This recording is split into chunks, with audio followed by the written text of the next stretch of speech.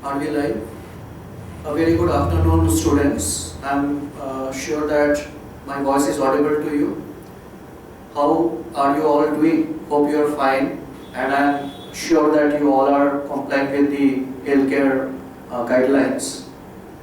I'm sure that your mentors, by yesterday evening, they had forwarded you the PPT that I'll be using today, right? So here, if you can look into the PPT, what today we'll be trying to do is, we'll be trying to engage in a very simple, and we'll try to keep it, of course, brief, recap session on primarily two issues. One is competition analysis, the other is segmentation and targeting. Now with King 1, I could not get an opportunity to start any session. So with other sections, we have spent considerable number of hours on discussing this so-called competition analysis. With pertaining to this topic, segmentation and targeting, with all sections, this has not happened. But of course, we can go a bit one step forward. And later on, of course, in classroom interactions, we'll discuss this in further details before we move to brand positioning. So, if you can please focus on the laptop, on the PPT. If you recall, those who attended the earlier interactions, classroom interactions, that we started with a note that typically our targeted consumer segments, our targeted consumers, they want to tell us four simple things. We'll just focus on the first two, which are more important. The first point that they try to tell us is that us means here we are in the role of marketers or salespersons. That you should do your basics right. If you don't, I will switch to another brand. Here we discussed that what do you imply by the basics, right? Here basics imply the marketing mix basis. That is in case of goods, the 4 B's. In case of services, the 7 B's. So of course, that is something we are trying to learn in the first year of our MBA curriculum. That what are the typical, what are the basic 4P, 7P strategies, in other words, the marketing mix strategies. So we discussed with this assumption that if we can, ensure that if we can do our marketing mix basic strategies right, then there is no reason why our targeted consumers will not demand our brand, right? However, if you note the second sentence, the consumer tells us that the first point what they told us that if you don't do your basics right, we will not stay with you, right? We will switch to another brand. However, even if you do your basic strategies right, I cannot give you assurance of my demand and then subsequently loyalty. The second point that they try to tell us is I expect you to go beyond your basics and provide me with value. Now here what do you imply by value? We discussed that value can be anything. It can be something which the brand can get or come up with certain change in the brand through research and development. It can be a new packaging. It can be repositioning. It can be using some endorser. It can be a promotional offer, right, at certain period of time, or it can be as simple as like GKB or Chandra Nipples and many other examples we can cite. They regularly do that. They can wish you during your anniversaries, birthday, etc. So even I was giving an example that during one entrepreneurship week, one group of students from our institute, they did business selling Golgappas, and they actually earned a lot of, they did good business only because they actually adopted a very simple but of course a strong innovation. What was that? That was they, sold Golgappas wearing clean pair of white gloves. So even that was a, value addition. However, you note the second part, consumers tell us that value should be perceived by me as a value addition. So a value will be valid for our targeted consumers only if, they perceive that value as a value addition. So these are two basic, points that we can use as an introduction before we engage into, further discussion regarding this topic, competition analysis. So this is clear that just doing our basics right is not going to, help us, because if we do our basics right, every company who is there, there are every marketers, they are also equipped to know, they are also knowledgeable, they also can do their basics right, because if you do not do your basics right, then you will not survive in the marketplace, in the, your brands will not be visible on the retail point shelf space, right? You agree? So you know that. Now, if we if you focus on the next slide, the issues are, the prime or core issues in competition analysis are that it's a perfect competition situation now. Now, I had asked a question that particularly pertaining to the companies, the brands that you people will be handling, be it during internship or when you join jobs, when you start actually doing business in a certain territory, that will you be working in a typical situation of monopoly or oligopoly? You will not be. Even examples like banking sector or insurance sector, they enjoyed certain, particularly the PSU banks or the government insurance companies, they enjoyed certain state of oligopoly some years earlier, but even that situation is getting diluted now, and even such industry, such sectors are also starting to face so-called competition. So that is why you see that banks like banks are required to go for marketing communication to tell that you recall that LIC for the first time some years back, 3-4 years back, had to actually go for marketing communication urging that mujhe chhod ke aur kahin kyun. So people must be actually switching from LIC to some other available alternatives. So that means that there are alternatives to consumers who are alternatives of LIC. Now, perfect competition, as we had discussed, is a typical situation wherein if you think of any category, you'll find that you just don't have one brand, to choose from. And if we ask ourselves that what is the, biggest tension for us when we actually do purchasing, you'll reply that it is the issue that which brand we should select finally, because we should be happy with our brand selection, right? You agree? Now, if you look into that situation, it implies that today in majority of the categories, consumers have in front of them not just one clear-cut best available brand, rather they have multiple brand alternatives, multiple brand options. And multiple brand options, not just that, but you feel a tension at which brand to buy. It is because that there are multiple brands in a product category who are, number one, targeting the same consumer segment, right?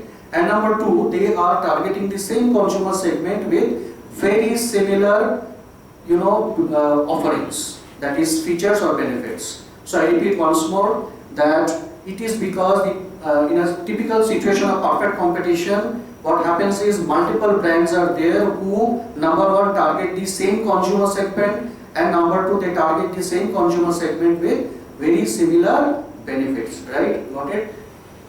Now, if you think about this situation in which you have to work in future throughout your life, note that the situation in which you have to thrive is, note that number one, you will have to invest, right?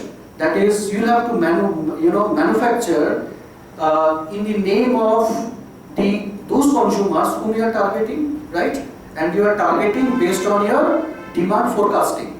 So based on your demand forecasting, you are manufacturing certain number of units, right, of your brand, of your product, who are your targeted consumers or customers. Now you have already invested by manufacturing one unit, say for one consumer, but what is the reality? The reality is that the consumer is thinking in a way that you are not the only brand available. In addition to your brand, suppose your brand is A, there is brand B, there is brand C, there is brand D, and as we just mentioned, that rest three brands are also targeting the same consumer segment as you are, and number two, they are also promising to that consumer segment the same, if I can't use the word same, very similar benefits. So here the consumer is thinking in a way that I can either buy brand A or brand B or brand C or brand D, right? So what does this mean? This implies that the consumer is thinking in a way, if we use another language, that the consumer is thinking that he or she can easily substitute your brand with either brand B or C or D. So, each of these brands can be easily substituted. Now, if you note this word substitute, it very simplistically indicates that there is no assurance. If you look now, the word that I just uttered, that is assurance that the targeted consumer will, give you demand for your brand. That is, the targeted consumer will buy your brand. There is no assurance. Now, that means that, are you understanding that you will be working in a situation where there is no demand assurance, right? So if you just again think that you have spent money from your pocket. So once you spend money from your pocket, what is the immediate thought, or what is that factor that at every point of time, hits at the back of your mind? That is, how do I get back my investment? Is it not? So getting back your investment is the first and foremost objective, and when you have this, the situation is that there is no assurance. So if you realize, if you can appreciate, what we are trying to say, I'm sure you understand that probably the only avenue left, or the only solution that is available to you, is that you will have to anyhow at every point of time compete. You agree? So there is no other alternative left. So in a typical situation of perfect competition where your brand is thought to be, a brand which can be easily substitutable, right? The only solution is, the only process by which you can survive is by competing to get demand. So you are understanding that, what is the relevance or what is the importance of competition. So whatever strategies, tactics, whatever you think about your company, your product, your brand, whatever, your consumers, your business, everything. So you are realizing that everything that you plan regarding your brand cannot be on its only face value. It has to be in the context of competition, right? Now, with this basic understanding, if we try to think a bit further, in this typical situation of perfect competition, the first issue that arises is how can we assure demand in this situation. The second issue that arises is how can you compete with potential competitors in the same category. Third is how will you identify who are your potential competitors. These are mentioned in the PPT. I'm sure you're looking at that. And the fourth point that is given, that is very important, is all of you, you know what is USP, unique selling proposition. So how do you develop your USP? In other words, which can be that feature or benefit which you can use to differentiate your brand from competitor brands, and that feature must be very important or highly relevant to your targeted consumers. So I repeat once more that which feature or benefits you can use as your USP, which are number one, highly relevant to your targeted consumers, and number two, that can be very strongly used to differentiate your brand from other competitor brands, right? Now, if we go to the next slide, if you look at the next slide, there are some basic questions that we need to answer. The first is, who are my competitors?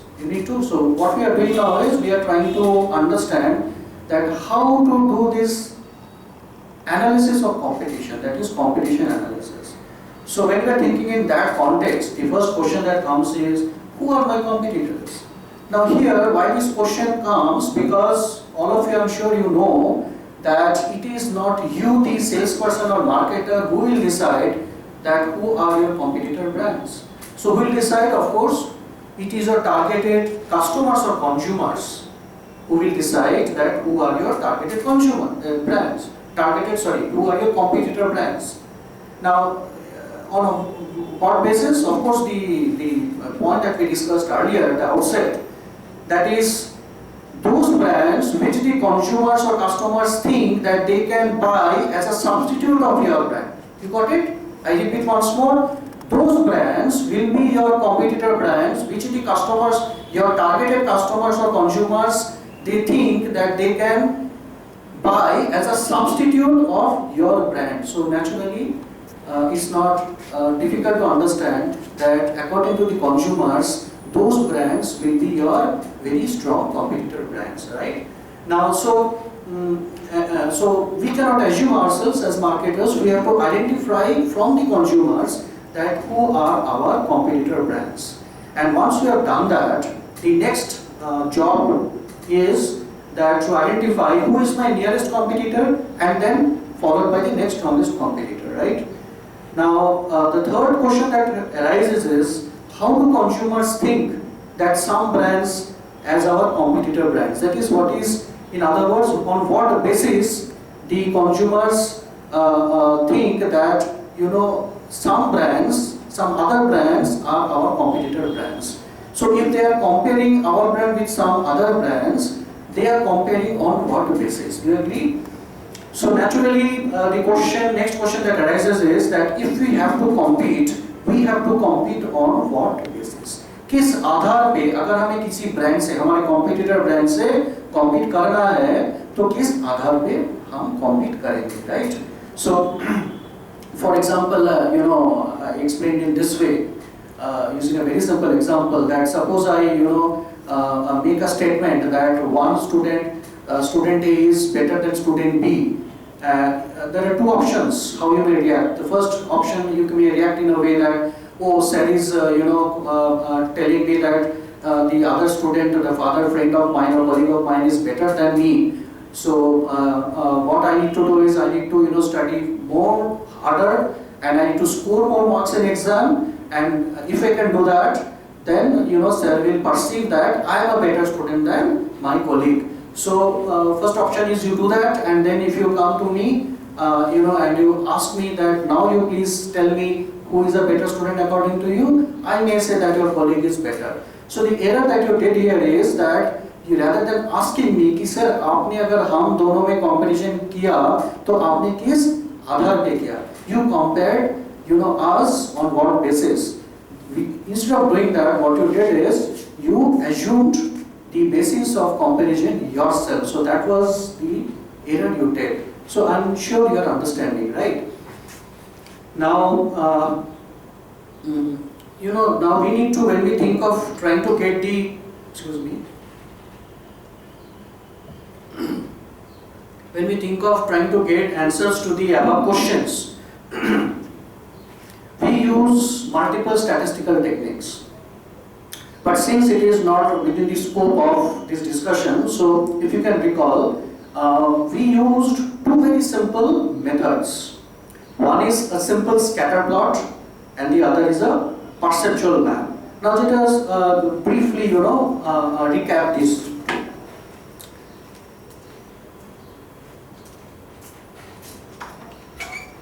What you are now seeing on your slide is a simple hypothetical scatter plot.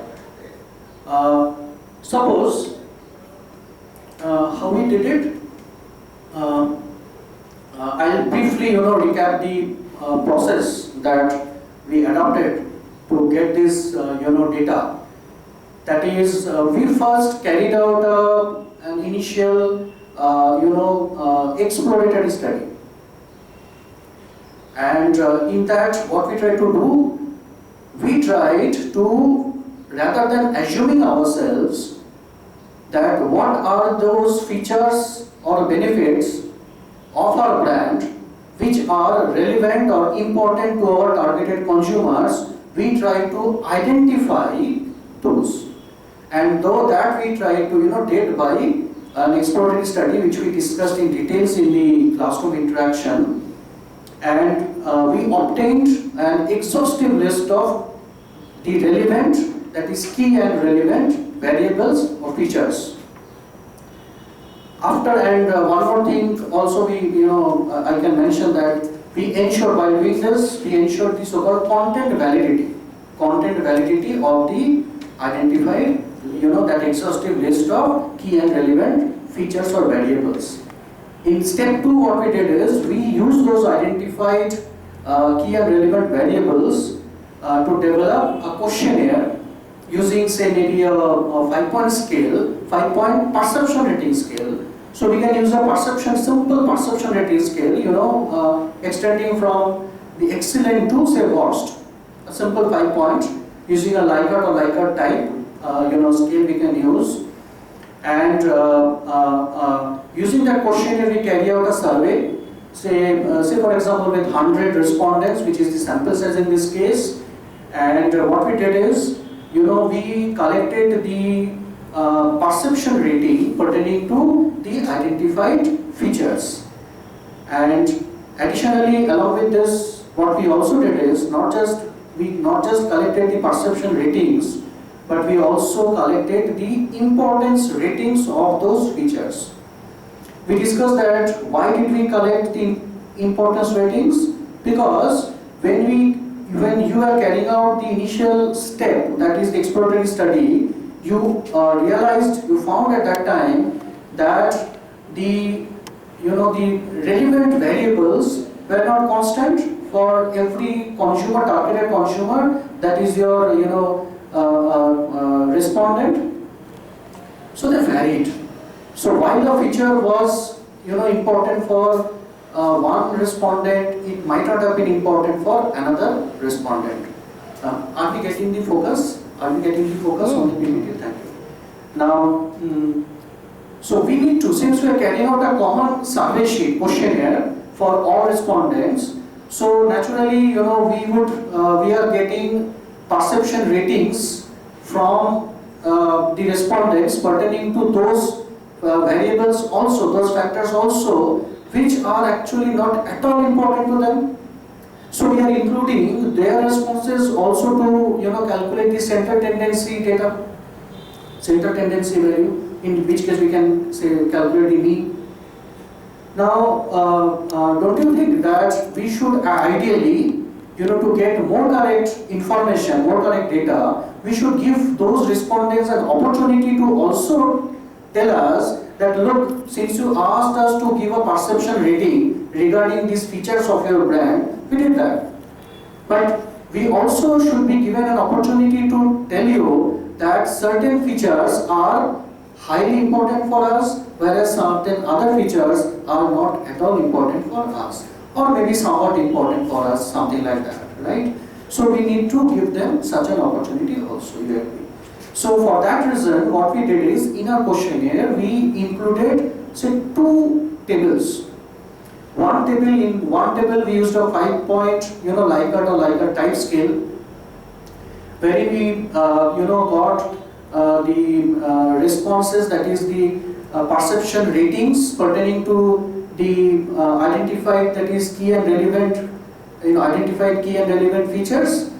And in another table, we actually got the importance ratings pertaining to those identified features. So using these two information, number one is the perception rating data and number two is the importance rating data. What we did is we put the data in Excel and we asked for a simple scatter plot. Now this is the scatter plot, it's a hypothetical scatter plot. Suppose hypothetically we identified 5 features which include, say, back camera. Suppose hypothetically our product category is a mobile handset, and in that category we identified 5 features which we identified through the initial exploratory study method. We identified 5 features hypothetically. Suppose the first is back camera, the second is selfie camera, the third is storage space, the fourth is display, and the fifth is battery life, suppose. And then based on these two ratings, that is the perception rating and the importance rating for each of those features, what we did is in Excel we we asked for a scatter plot, and this is a scatter plot, simple hypothetical scatter plot that we can see on our screen.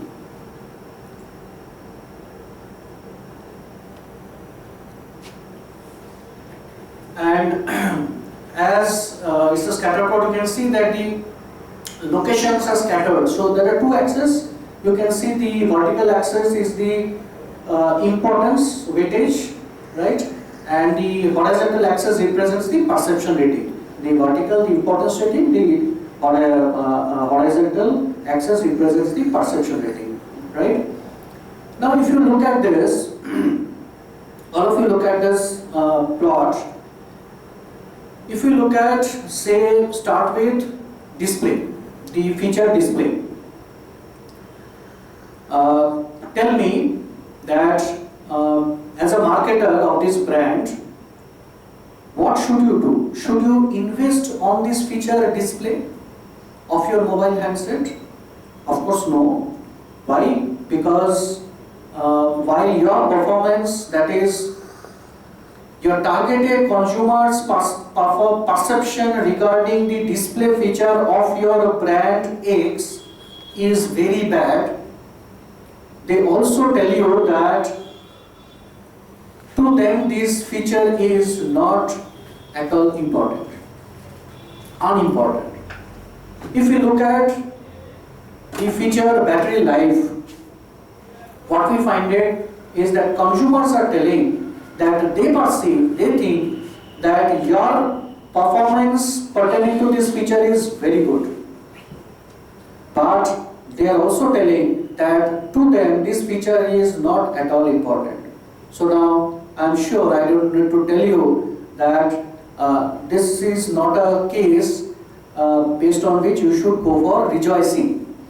So rather you can take it in this way, that you have wasted your monetary resources and other resources because you have invested unnecessarily. It's a wasteful investment on battery life, which is not important to your targeted consumer segment. If you now look at the top left, that is the feature back camera, what they're telling you is, while that is very important to them, you are not doing at all good pertaining to that feature. So I don't need to tell you that immediately your foremost priority should be that you should invest and strategize properly pertaining to the back camera feature of your phone. Now look at the feature selfie camera. This is a feature which we see that it is actually high on both the terms. That is, while your target consumers are saying that it is very, very relevant, very important to them, they are also telling you that they perceive that this feature is, that your performance pertaining to this feature is very good, right? Excellent, in fact. If you look at the 5th feature, storage space, we see that its performance, its relevance to the consumers is mediocre, medium, and they perceive that your performance is also medium. Now, if you will, this is a very simple analysis of our own brand X. If you look at this simple analysis, are you realizing that, you may have multiple features, but that doesn't mean that when you try to give your sales pitch, you will give a shopping list of all the features that your brand may have. That is never effective. So if you look at this, now you can tell me that out of just 5 features, can you use all the 5 features to, as your USP, unique selling proposition? Of course not. The 2 features, display and battery life, are useless. Even storage space is useless. Pertaining to back camera, your performance is not good, so you cannot, showcase that. You can use that, to position yourself. So based on this simple analysis, we can see that there is only one feature, that is selfie camera, which you can use as your unique selling proposition, right? So that is that aligns. This feature is a feature which actually aligns your point of strength with the consumer's relevance. Got it? Now this was the story of our own brand, a brief analysis of our own brand. Now if we try to look into a plot and analysis where we try to do a comparative study of our brand with other competitor brands.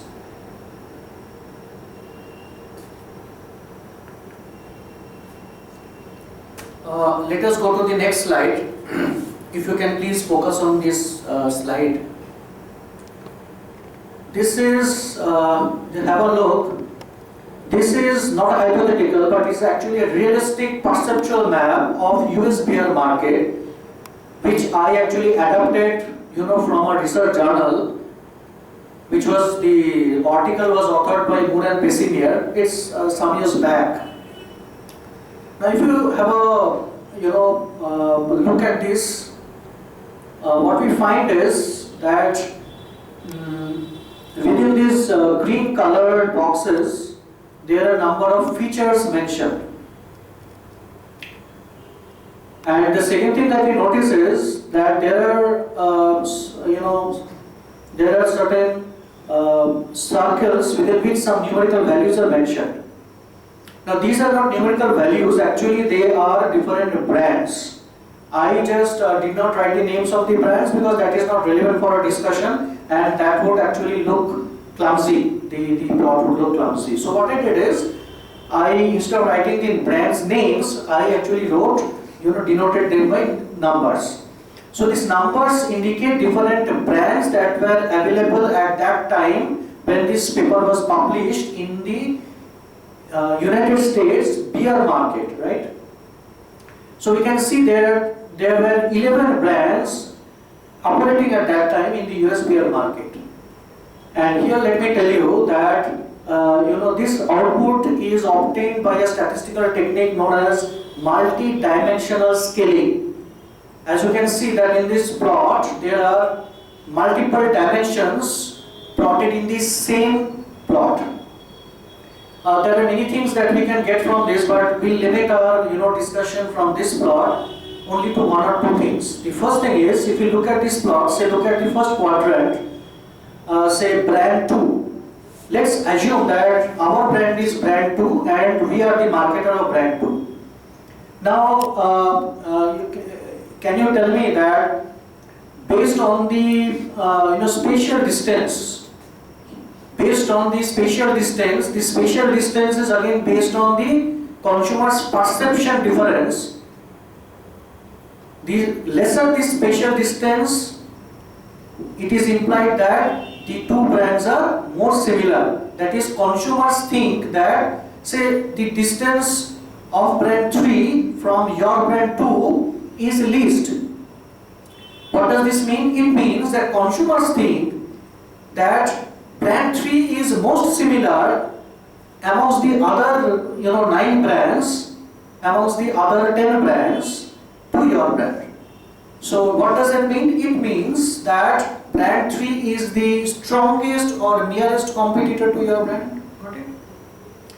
Now, what we have got from this, that there was a question, remember, that who are my competitors? So see, one thing are you seeing that in this category, that is beer category, beer product category, there may be 11 brands operating in the marketplace.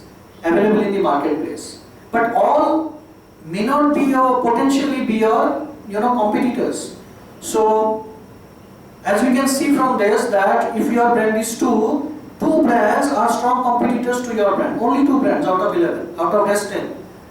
That is, nearest competitor is brand 3, and then followed by the next strongest brand, that is strongest competitor brand, that is brand 1. Now, we got the answer to the first question, that who are our competitor brands. The second question was that amongst the identified competitors, who is your nearest competitor followed by the next strongest competitor. So we also got the answer to this question, that the nearest or strongest competitor to our brand is brand 3, and followed by the next strongest competitor brand, that is brand 1. The third question was that we have identified the competitors. Now the question comes that if we want to compete with any competitor brand, how do we compete? That is, on what basis should we compete? So we can look at the answer from this plot. If we want to compete with brand 3, then it is very clear that people perceive brand 3 as a brand which is very popular or preferred to be used for occasions. So if we want to compete with brand 3, then we have to, number one, we have to position our brand as a brand which is the best alternative to be used in occasions. Number one. Number two, to actually compete with brand 3, we have to do minor changes in the attributes. Say for example, if you look at the horizontal and vertical axis, the vertical axis represents the strength of the beer, that is the alcohol content, and the horizontal axis represents the cost of the product, beer, that is premium or budget. So if we see that if we have to compete with brand 3, we have to do 2 small changes. One is, we have to reduce the alcohol content to some extent, and actually in detailed discussion I can explain specifically by how much, to what extent, volume by volume. And the second small change that we need to do is, we need to slightly reduce the price of our brand, right? So by these 2 small changes, and by positioning our brand accordingly, we need to compete with brand 3. So similarly, if we want to compete with brand 1, we need to do those corresponding changes. This is one output that we get from this, so-called perceptual map. Another output that we can, get from this is that suppose we are, planning to launch a new brand. Now, if we look at the market scenario from this output, we can see that there is maximum, crowd of brands in quadrant 1. So सबसे ज़्यादा brands की भीड़ quadrant 1 पे है. तो हम ऐसे कह सकते हैं ना कि भाई सबसे ज़्यादा मधुमक्खियाँ तो वहाँ होंगी जहाँ मधु सबसे ज़्यादा होगा. Here madhu implies the attractiveness of the consumer segment. So since majority or largest number of brands are actually located in or trying to tap consumer segment located in quadrant 1, so that simplistically implies that the business potentiality of the consumer segment located in quadrant 1 must be the highest. Now see, when we start thinking that which consumer segment to target, then we have multiple options. The first option is, naturally हमारा दिल करेगा, our basic instinct will be to tap the most lucrative or attractive segment जहाँ business सबसे ज़्यादा मिलने की नौबत है. So that is quadrant 1. But here we also need to note that वहाँ competition भी सबसे ज़्यादा है. So the first option is, if we are confident enough to compete with the prevailing brands there, then we can try to tap that consumer segment. But if we are not confident, that we are not strong enough, not competitive enough to be able to compete with those brands, then we can locate ourselves in another segment. Just the point to be noted here is that if we try to locate ourselves in the upper left quadrant, if we go clockwise, the 4th quadrant, then we have to manufacture our product, we have to design our product pertaining to its features and benefits accordingly. So there are, the cost has to be less, the alcohol content has to be very high, our targeted consumers will be blue collar people, that is workers. So I think, these two basic things we could, get from this very important plot, that is perceptual plot. I think pertaining to this so-called competition analysis, in a very brief recap, we could, recollect the discussion we had, that when we start thinking of, analyzing competition, or the thinking that how to compete, with whom to compete. So in this process, we can get some, idea that, what to do in terms of competition. Now, the next issue to which we will move on is, I have sent you actually some notes through the PPT that was forwarded to you. That is the segmentation, right? Segmentation and targeting. So there are some basic definitions. I'm not going into that. So we don't have a lot of time. And one thing you understand, that segmentation is the process. The output is a market segment. And so we can think in this way, that suppose we have we want to supply, say, tea or say coffee. Now there are some people who want to have cold coffee. There are some people people who want to have hot coffee. Now if we start thinking in this way, that we want to tap or we want to target both the segments, and we want to target them both the segments, not differently but commonly. That is with one, not two different products, but with one single product.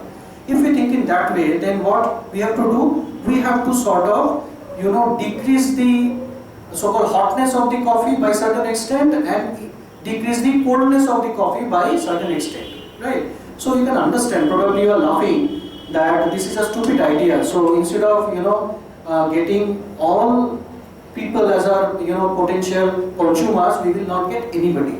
So you're understanding that the reality is that we cannot, target, in all cases, we cannot target the, the mass consumer segment as a mass market.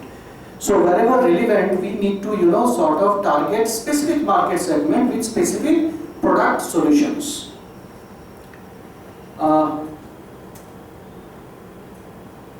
Now there are some criteria. I'll try to skip this. You can go through this. That a question comes: how do you justify the higher cost aspect in segmentation? Though costs increase to serve smaller segments, the value customers get from product increases. So higher price can be charged for greater utility. And certain criteria for segmentation are measurable, substantial, accessible, differentiable, actionable. I'll skip this. In case you do not understand, of course, later on you can come up with these queries. If we move to the next slide, I'll just go through some of the very important points and sort of briefly understand. That is, some of the benefits of segmentation include it facilitates the right choice of target market. You can understand. The second benefit is that it facilitates effective tapping of the target market. Next, it enables to offer a compelling value proposition to its segment. It helps predict accurately the likely response from each segment pertaining to the product. It also helps to develop marketing offers and appeals that match the segment. See, this is the buzzword. That is, there should be maximum possible matching with the offering of your product brand with the needs and wants of the targeted consumer segment. Unless this happens, the targeted consumer segment can never be a potential consumer segment for your brand, and vice versa. To them, your brand can never be a potential brand for their consumption. You get it? So, the third, you understand, I don't need to read. Fourth, you understand, I don't need to read. Now, if you look the last point, fifth point, without segmentation, marketers will not be able to develop unique positioning. unique offers, unique marketing mix, and therefore not be able to differentiate their brand and achieve any competitive advantage. So you can understand in one liner, specificity is the, or specification of the targeted market is the call of the day, right? Now, here I repeat one sentence that is the most important point from these 5 points is matching of your brand's benefits with the needs and wants of your targeted consumers, right? You get it? Now, if we look at this next slide very fast, there are 2 phases of segmentation. The first phase is,